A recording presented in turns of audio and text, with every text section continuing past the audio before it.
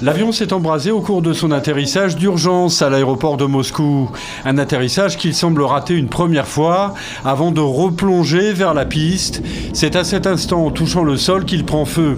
Quelques minutes avant le drame, l'avion avait décollé de Moscou en direction de Mourmansk et très vite, l'équipage a décidé de faire demi-tour. Après avoir signalé une anomalie, aucune explication pour l'instant sur la nature du problème que l'avion aurait pu avoir en vol. Ses réservoirs étaient pleins, ce qui pourrait expliquer la rapidité de l'incendie. Une gerbe de flammes d'où ont réussi à s'échapper par les toboggans avant les rescapés de l'accident.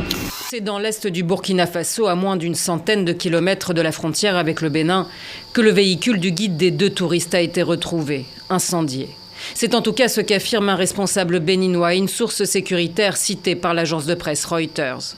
Les Français et leur accompagnateur, un professionnel respecté de tous, ont disparu mercredi après-midi, ici, dans le parc national de la Pendjari, au nord du Bénin, alors qu'ils faisaient un safari.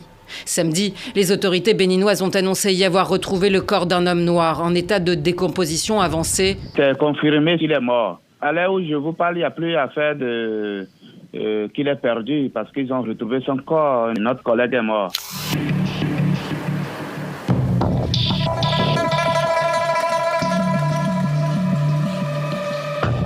2 mètres carrés, pas de fenêtre, et pourtant c'est ici que je vais passer la nuit.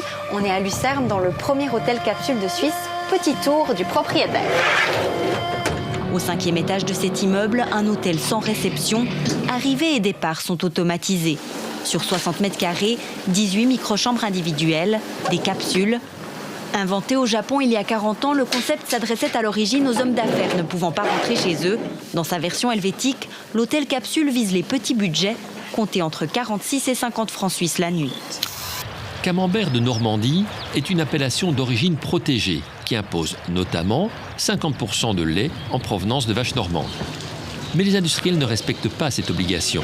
Alors, pour faire authentique et pour égarer le consommateur, ils ont déplacé les usines en Normandie afin de pouvoir inscrire sur la boîte « Fabriqué en Normandie ».